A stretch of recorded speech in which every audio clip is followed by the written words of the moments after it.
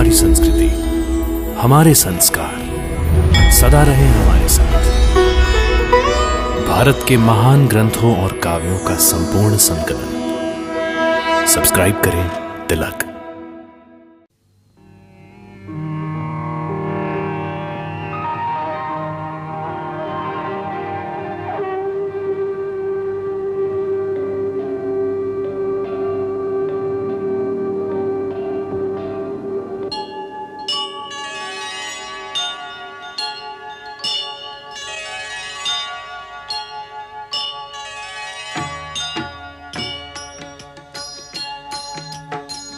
सीताराम चरित अति पावन, मधुर सरस अरु अति मन भावन।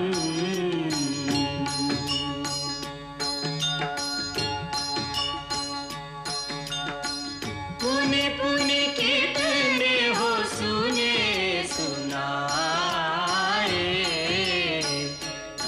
की प्यास बुझत न बुझाए।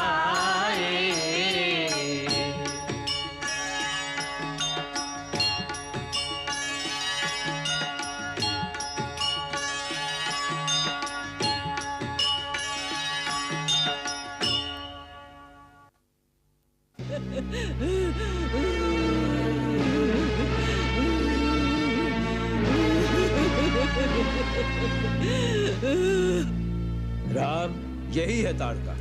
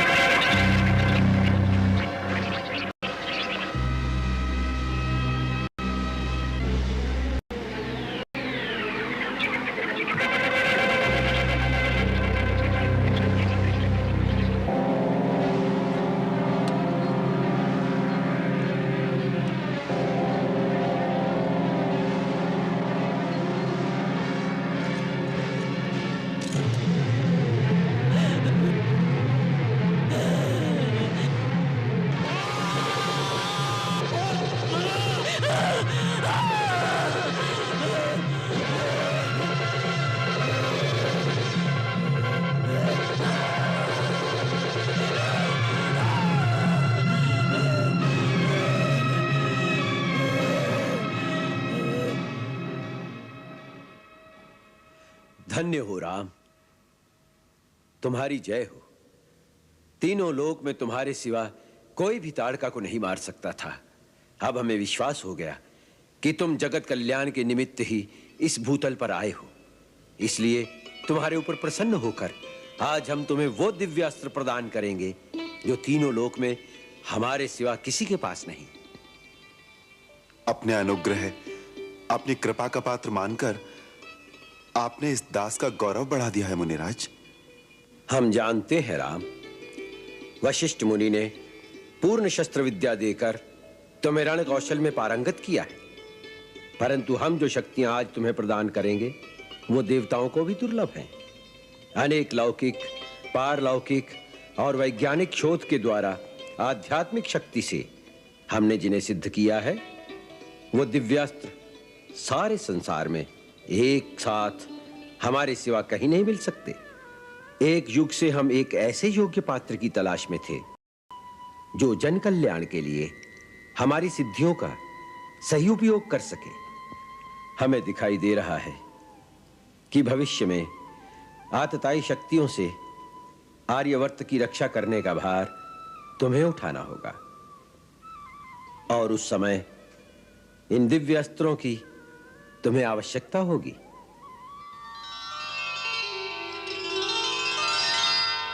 राम, क्षत्रियों के लिए शस्त्र आवश्यक है, परंतु शस्त्र धारण करने के भी कुछ नियम होते हैं। देश, समाज और किसी निर्बल प्राणी की रक्षा के लिए शस्त्र उठाना वीर पुरुषों का कर्तव्य है, धर्म है। किंतु अपने अहंकार या अपने बल का प्रदर्शन करने के लिए किसी पर वार करना, किसी पर हमला करना वीर पुरुषों का धर्म नहीं।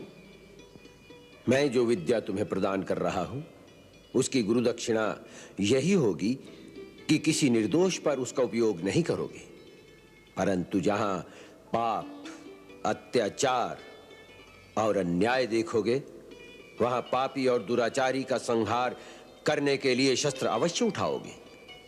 राम, इसकी प्रतिज्ञा करो और मेरी शक्ति का आत्मसात करो।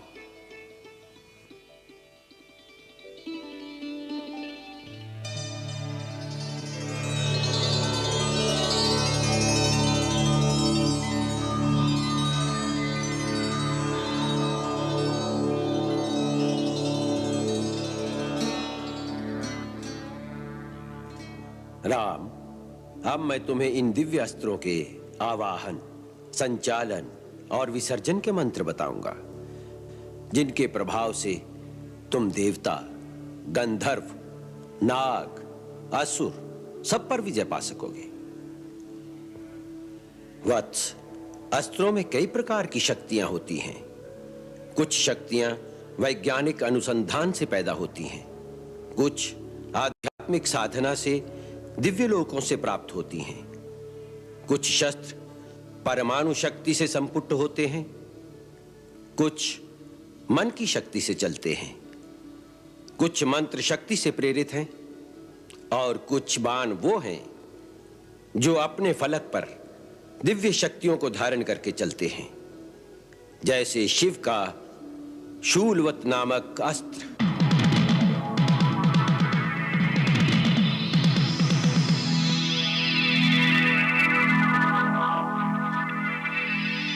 ब्रह्मास्त्र,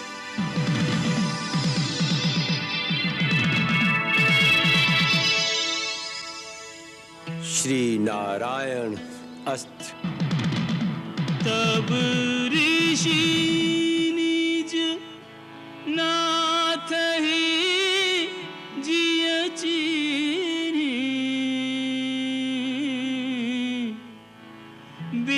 विद्यानिधि कहूँ विद्यादीनी। विद्यानिधि कहूँ विद्यादीनी।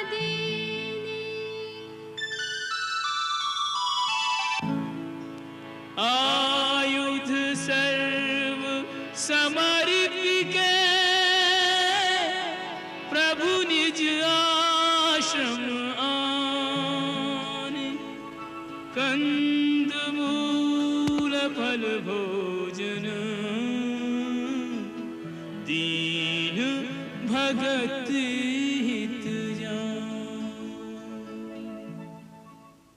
दुष्टा ताड़का का नाश करके आपने हमारे मन को यह विश्वास दिला दिया कि अब हमारे यज्ञ अनुष्ठान निर्विघ्न पूर्ण हो सकेंगे। आपकी सेवा के लिए ही तो हम अयोध्या से मुनिवर के साथ यहाँ आए हैं, और राजमहल के सुख त्याग कर एक तपस्वी के आश्रम में कंदमूल खा रहे हैं। परम पूज्य, आपके दिए हुए कंदमूल में जो अमृत भरा है, वो राजमहल के भाग्य में कहां? यही तो तुम्हारी विनम्रता है। तुम्हारी जय होगी राम।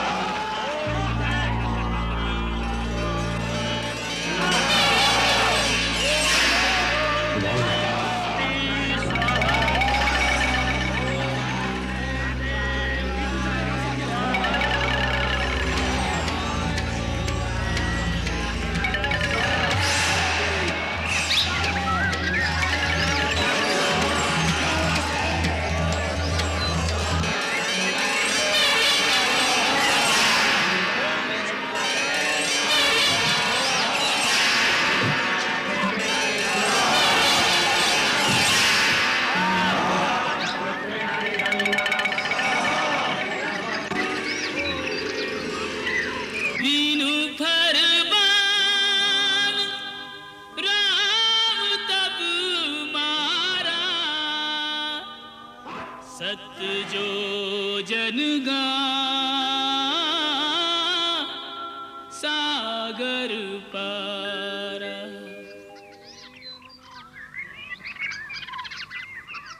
दशरथ नंदन, सुबाहु और मारीच का संहार करके तुमने हमारे सिद्ध आश्रम को निर्भय निष्कंटक कर दिया। तपस्वी मुनिजनों की ओर से हम तुम दोनों भाइयों का अभिनंदन करते हैं। गुरुजनों का अभिनंदन नहीं, आशीर्वाद मिलना चाहिए। गुरुदेव, आपसे मिले ज्ञान और अस्त्र शस्त्रों की शक्ति से ही हम उन दुष्ट निशाचरों का नाश कर सके। यही तुम्हारी महानता है राम। सब कुछ करते हो, पर कर्ता का अहंकार तुम में नहीं आता। तुम्हारी सदा जय हो। महामहिम के चरणों में सादर प्रणाम। कल्याणमस्तु। गुरुदेव, मिथिलेश्वर महाराज जनक के एक विशेष सामंत कुछ शुभ संदेश लेकर आपकी सेवा में आए हैं। दर्शन की आज्ञा चाहते हैं। उन महानुभाव को अतिथि कक्ष में ले जाओ, उनका सत्कार करो। उनसे मिलने हम वहीं आएंगे।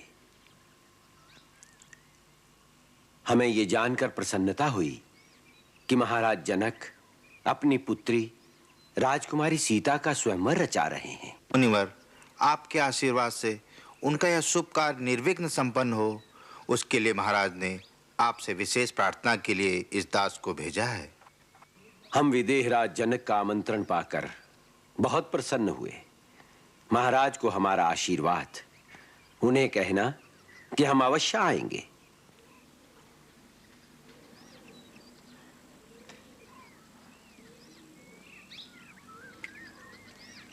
भैया, गुरुदेव आ रहे हैं। गुरुदेव, प्रणाम गुरुदेव। पधारिए। बैठो वत्स।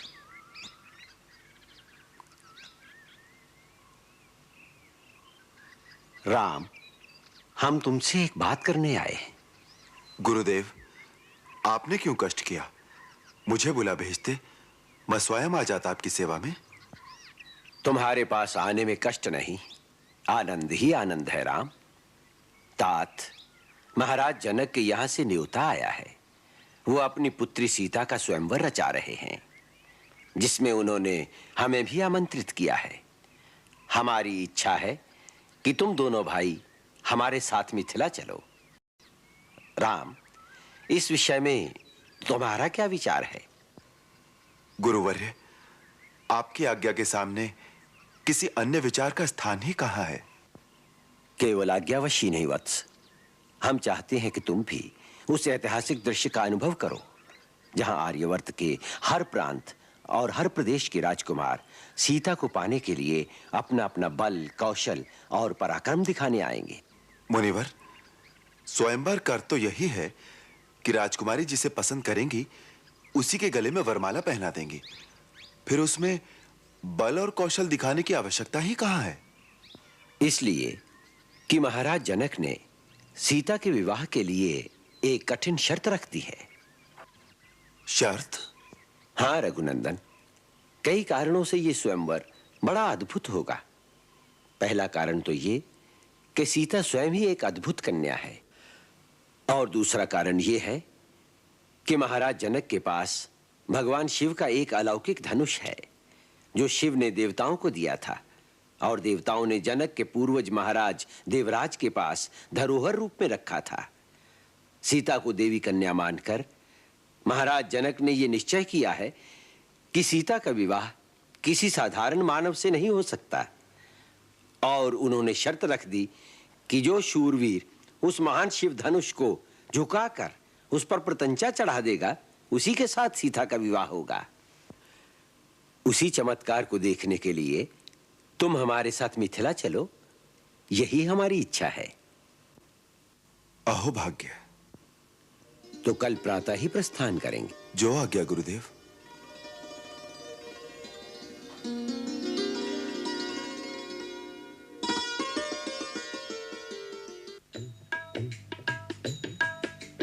चले राम लक्ष्मण मुनि संगा, चले राम लक्ष्मण मुनि संगा। गए जहां जग पावनी गंगा, गए जहां जग पावनी गंगा, जग पावनी गंगा। हे रघुकुल तिलक राम, वत्स लक्ष्मण, ये परम पावनी सर्व पापनाशिनी गंगा है, इन्हें प्रणाम करो।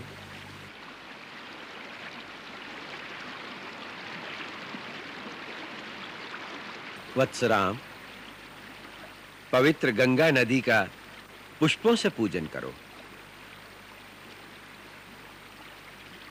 वत्स लक्ष्मण, तुम भी पुष्प लो, तुम भी पूजन करो।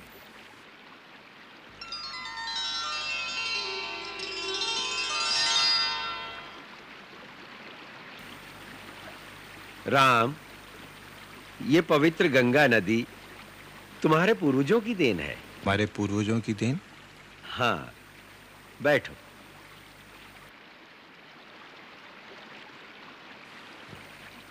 राम, तुम्हारे उज्जवल कुल की कथा सुनाता हूं।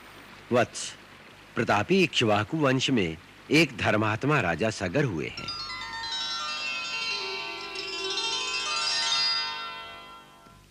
एक बार जब वह अश्वमेध यज्ञ कर रहे थे,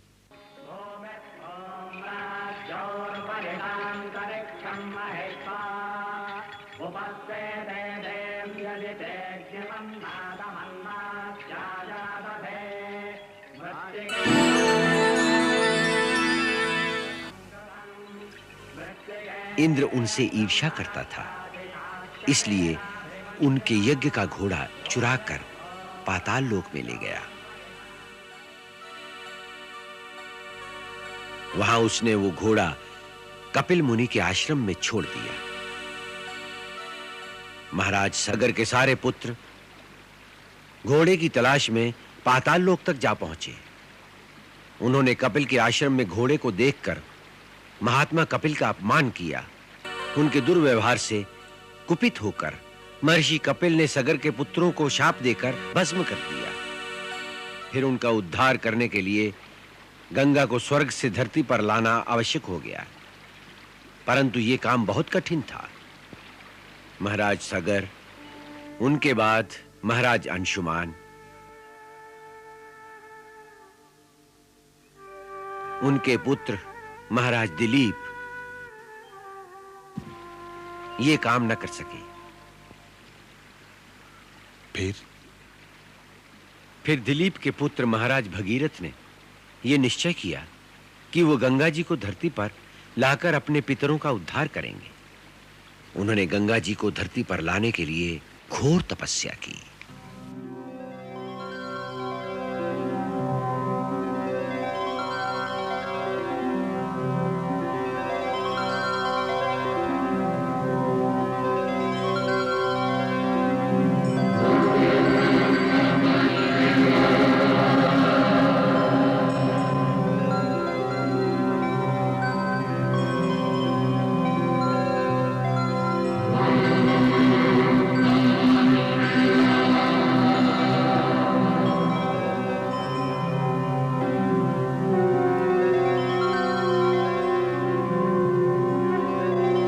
उनकी तपस्या से प्रसन्न होकर ब्रह्मा प्रकट हुए।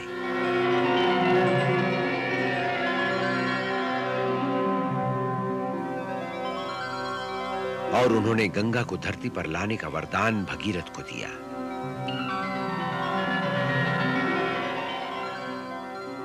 फिर ब्रह्मा जी के कहने पर भगीरथ ने शंकर जी की आराधना की, ताकि जब गंगा आकाश से धरती पर गिरे तो वो उन्हें अपने शीश पर धारण करें, अन्यथा गंगा के वेग की प्रबलता से धरती के फट जाने का डर था।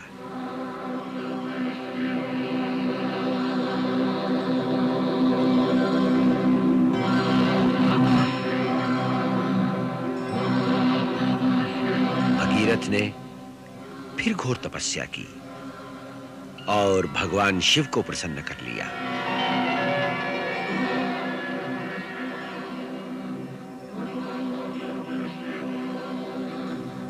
उन्होंने भगीरथ को वचन दिया कि वो गंगा जी को अपने शीश पर धारण कर लेंगे। फिर ब्रह्मा जी के आदेश से श्री विष्णु के चरणों से निकलकर गंगा जी आकाश मार्ग से धरती पर बड़े वेग से आईं।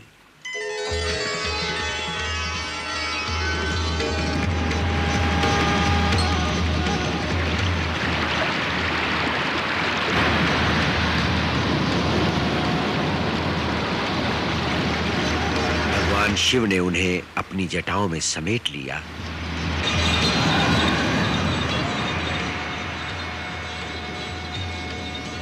और फिर धरती पर बहने दिया, जिससे भगीरथ का मनोरथ सफल हुआ और धरती से लेकर पाताल तक सबका कल्याण हुआ। गंगा अपनी धाराओं से तीनों लोकों को पवित्र करती हैं, इसलिए इन्हें त्रिपथ गामिनी भी कहते हैं। महाराज भगीरथ इन्हें भूलोक पर लाए, इसलिए मृत्यु लोक में इन्हें भागीरथी भी कहा जाता है। राम, ये परम पवित्र गंगा यावत चंद्र दिवाकरो, जब तक सूरज चांद रहेंगे, इस धरती के प्राणियों का कल्याण करेंगी। संभव है आने वाले युगों में देवी देवताओं के प्रति लोगों की आस्था कम हो जाए, पर गंगा का गौरव कभी कम नहीं होगा। कवि सदा इसका गुणगान करेंगे। ये जिस देश में बहेगी वहां सदा हरा भरा रहेगा। गंगा का पवित्र जल जीवन से मरने तक मानव के लिए उपयोगी होगा और अनंत काल तक लोग इसे गंगा मैया कहकर, माता से भी महान मानकर इसकी पूजा करेंगे। संसार की समस्त नदियों में सर्वप्रथम इन्हीं का नाम होगा।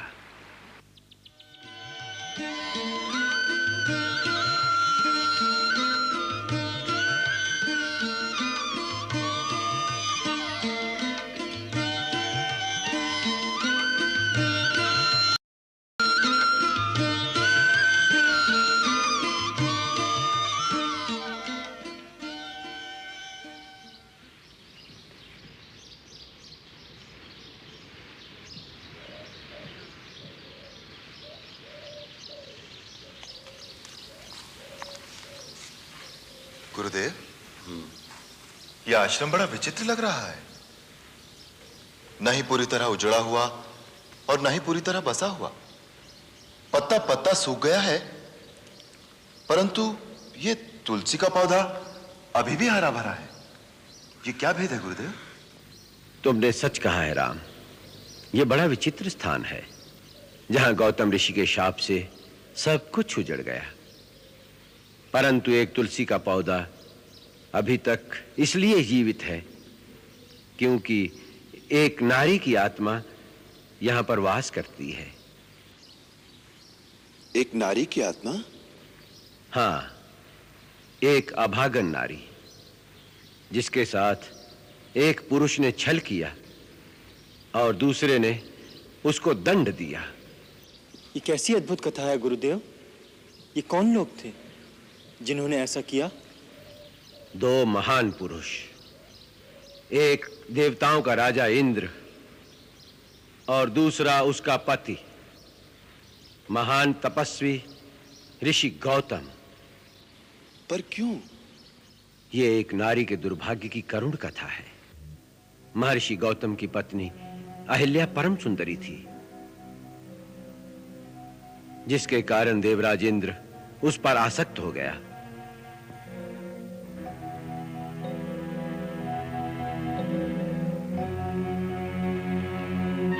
एक समय जब महर्षि गौतम प्रातः स्नान के लिए नदी पर गए,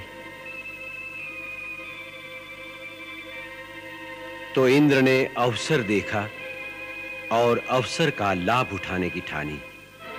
उसने गौतम का रूप धारण कर लिया। गौतम का रूप धारण करने के पश्चात अहिल्या से समागम के लिए वो दबे पांव चुपके चुपके अहिल्या की कुटिया की ओर चल पड़ा। छिपते छिपाते वो अहिल्या की कुटिया में प्रवेश कर गया।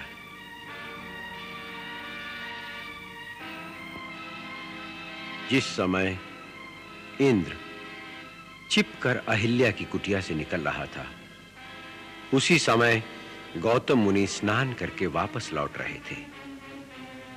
उन्होंने अपने ही रूप में दूसरे पुरुष को अपनी कुटिया से निकलते देखा तो वो समझ गए कि ये इंद्र का कपट जाल है। क्रोध में भरकर उन्होंने इंद्र को शाप दिया और उसे विफल कर दिया। अहिल्या कुटिया से बाहर आई। वो समझ गई कि उसके साथ छल हुआ है। वो रोती हुई पति के चरणों में गिर गई, परंतु क्रोध में भरे गौतम मुनि ने आवेश में आकर अपनी पत्नी को भी शाप दे दिया और वो उसी क्षण पत्थर की शिला बन गई। उसी समय से वो शापित नारी इस पत्थर का रूप धरे किसी के आने का रास्ता देख रही है। किसका रास्ता देख रही है गुरुदेव? जो गिरे हुओं को उठा सके। राम, किसी पर दोष लगाकर दंड देना तो सभी को आता है, परंतु वो पतित पावन जो किसी गिरे हुए को उठा सके विरला ही होता है। ऐसे महामानव के चरणों को छूने से सारे पाप नष्ट हो जाते हैं। इसलिए इस शिला को अपने पवित्र चरणों से स्पर्श करके एक अभागन का उद्धार करो राम।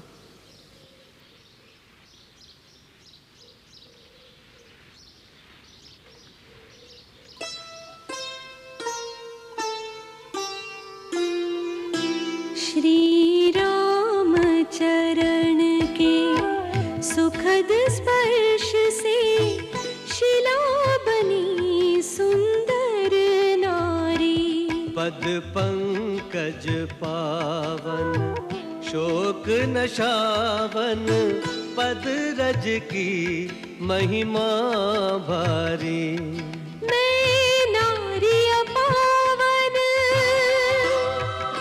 मैं नारी अपावन, प्रभु जग पावन, पावनता का दान दिया।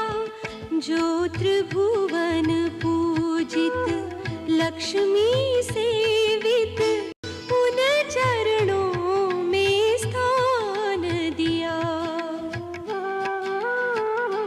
ऋषि गौतम द्वारा, ऋषि गौतम द्वारा श्राप जो पाया, श्राप वही वरदान हुआ। गई तन की जड़ता, पाई शुचिता, भाग्य जगे कल्याण हुआ। यही भांति सिधारी गौतम नारी, बार बार हरि चरण परी। जो अति मन भावा, सोई बर पावा। गई पति लोक आनंद भरी, गई पति लोक आनंद भरी, गई पति लोक आनंद भरी। राम हरि जय राम हरि, राम हरि जय राम हरि, राम हरि जय राम हरि, राम हरि जय राम हरि, राम हरि जय राम हरि, राम हरि जय राम हरि, राम हरि।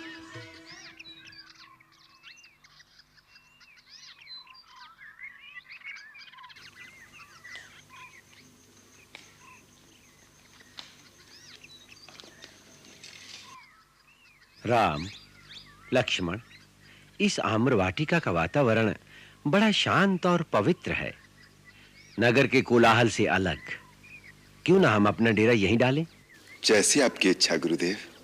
महामुनि के श्री चरणों में दास का सादर प्रणाम। कल्याणमस्तु। मैं महाराज को आपके आगमन की सूचना देता हूँ। अखंड सौभाग्य महारानी सुनैना, यशस्वी हो मिथिलेश्वर जनक, सकल मनोरथ सफल हो।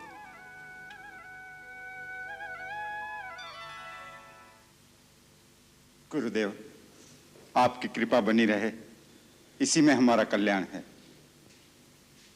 राजकुमारी सीता नहीं आई अभी तक? आती होंगी।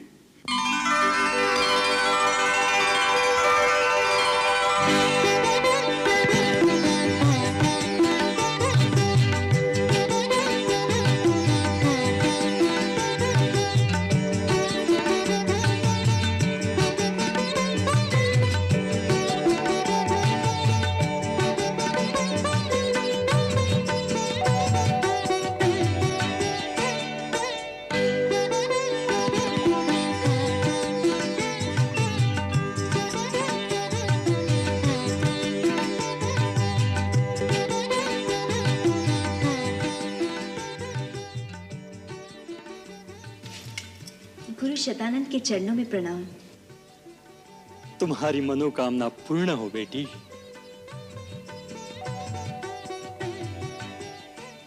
क्षमा कीजिए पिताजी, मेरे कारण आपको प्रतीक्षा करनी पड़ी।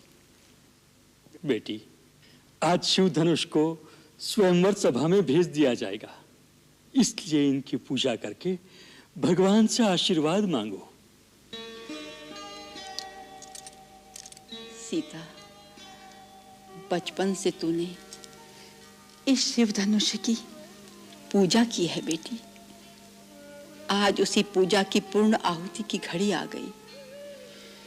तेरे पिता ने तेरे विवाह के लिए एक ऐसे पराक्रम की शर्त रखी है जिसे पूरा करना एक साधारण पुरुष के लिए असंभव नहीं तो बहुत कठिन अवश्य होगा। शंका मन से निकाल दो देवी। जिन्होंने महाराज जनक के मन में उस अद्भुत प्रण की प्रेरणा उत्पन्न की थी, उपाय भी वो अपने आप ही करेंगे। परिणाम उन्हीं पर छोड़ दो। आशंका और अविश्वास को मन से निकालकर भगवान आशुतोष पर भरोसा रखो। वो सबकी मनोकामना पूर्ण करते हैं। उनके इस पूजनीय धनुष के कारण कभी किसी का अमंगल नहीं हो सकता। चलो महाराज, पूजा करें।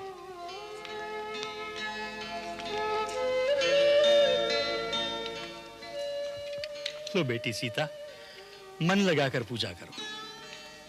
बेटी उर्मिला, तुम भी अपनी बड़ी बहन के लिए भगवान से प्रार्थना करो। ओम नमः शिवाय।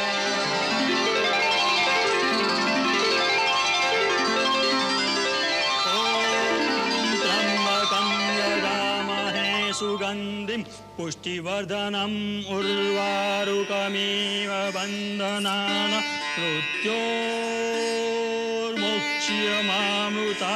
मंगल भवन अमंगल हारी, प्रभु सुदशरथ अजिर बिहारी।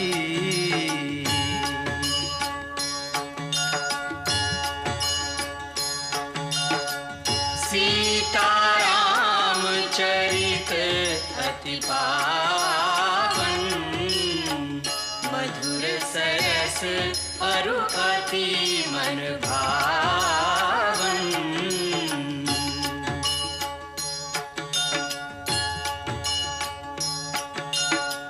पुनि पुनि कितने हो सुने सुनाए, हिय की प्यास बुझत न बुझाए।